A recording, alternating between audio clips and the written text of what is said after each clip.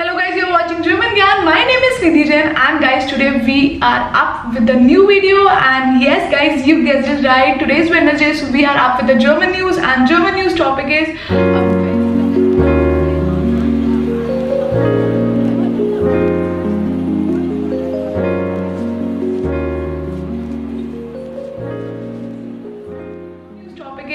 a very big historic movement. Yes guys, someone has become the new Pope. I'm so much excited to share this news to you. I hope you wanna watch this video till end because it will be informative.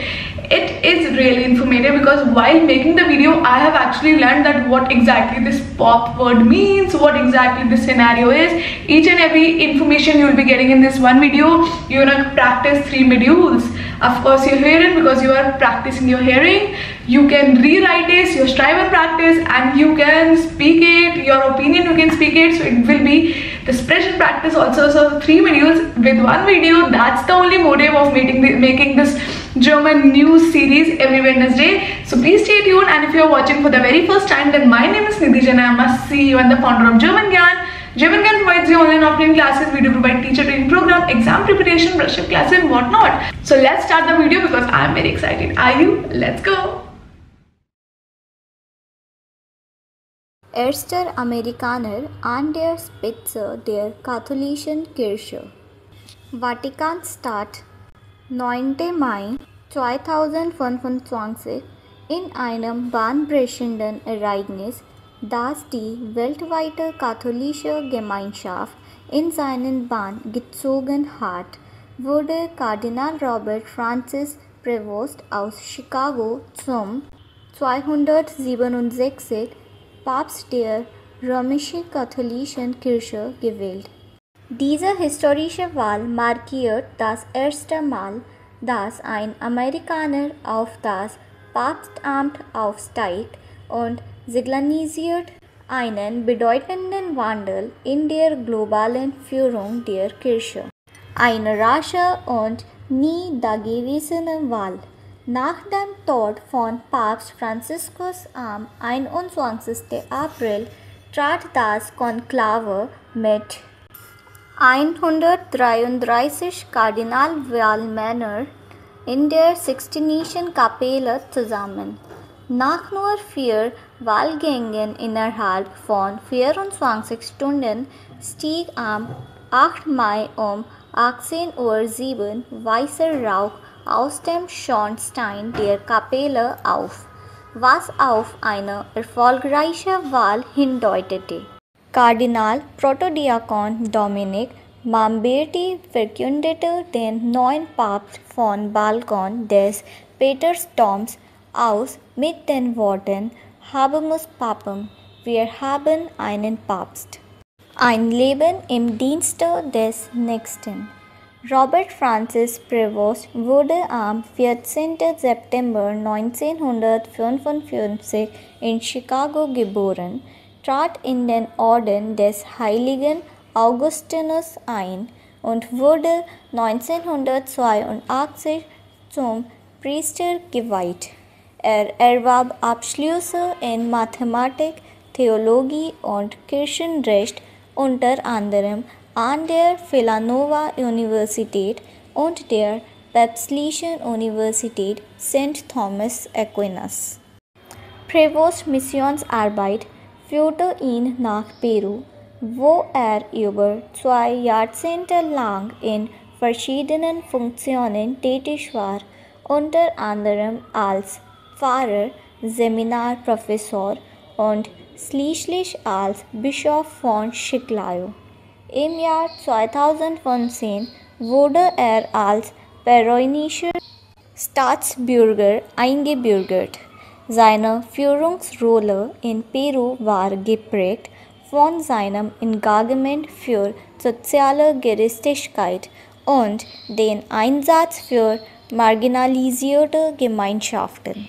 Im Jahr 2023 ernannte ihn Papst Franziskus zum Präfekten des Bischofskonvents, wo er für die Auswahl der Bischöfe weltweit zuständig war. Noch im selben Jahr wurde er zum Kardinal ernannt. Antrittsrede, Unterschritt, Einheit und Frieden. Als Papst Leo XIV im weißen Gewand auf dem Balkon erschien, begrüßte er die Gläubigen mit den Worten: Der Friede sei mit euch allen. Er bedankte sich für das Erbe seines Vorgängers, Papst Franziskus, und betonte sein Engagement für Einheit, Frieden und Seelsorge. Ein Papsttum, das in Reform und Tradition verwurzelt ist.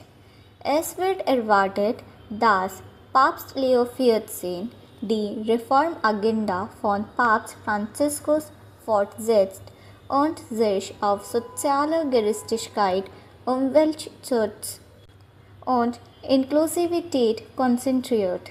Seine umfangreichen Erfahrungen in Lateinamerika und im Vatikan machen ihn zu einer Brücke zwischen den verschiedenen Kulturen innerhalb der Kirche.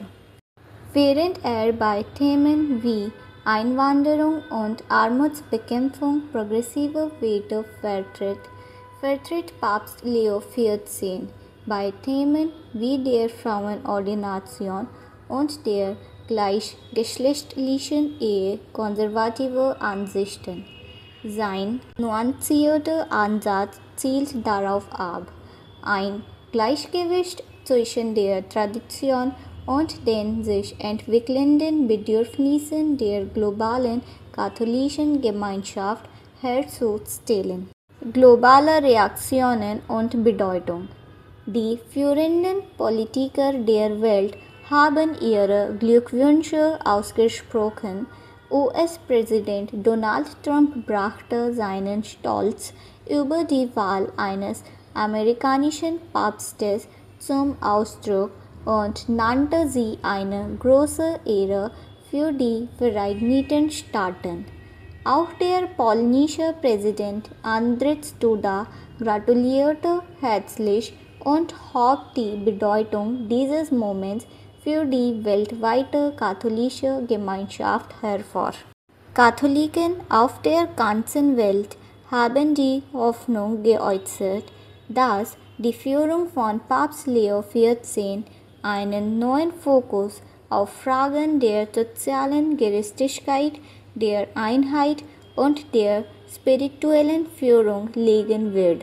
Seine Wahl wird als eine Fortsetzung der Vision von Papst Franziskus gesehen, die den Schwerpunkt auf Mitgefühl und Inklusivität legt.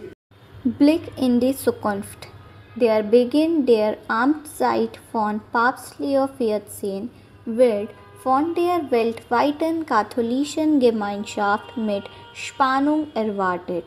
Seine einzigartige Mischung aus amerikanischer Wurzeln, peruanischer Erfahrung und vatikanischer Führungskompetenz versetzt ihn in die Lage, die Herausforderungen der Gegenwart anzugehen und gleichzeitig die reichen Traditionen der Kirche zu ehren. Seine Antrittsmesse und die anschließenden Handlungen werden den Ton für ein Papstamt vorgeben, von dem viele hoffen, dass es von Einheit, Mitgefühl und einem tiefen Engagement für das geistliche und soziale Wohlergehen der Katholiken in aller Welt geprägt sein wird. Schlussfolgerung: Die Wahl von Papst Leo XIV stellt einen historischen und transformativen Moment für die römisch-katholische Kirche dar.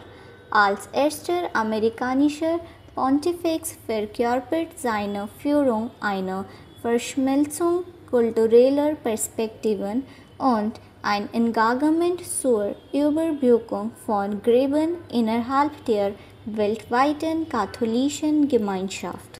Mit einem Fokus auf Einheit, soziale Gerechtigkeit und seelsorgerliche Führungssorge bietet das Pontifikat von Papst Leo XIV die Hoffnung, die Kirche durch die Herausforderungen der modernen Welt zu führen und dabei in ihren beständigen Traditionen verwurzelt zu bleiben.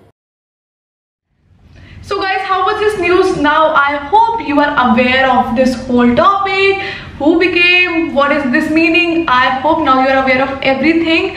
I hope you practice your 3 modules. I hope you want to practice it more. You want to share it with your fellow friends. And we'll catch you in the next one. Till then, keep learning German with German Gang. Take care. Cheers.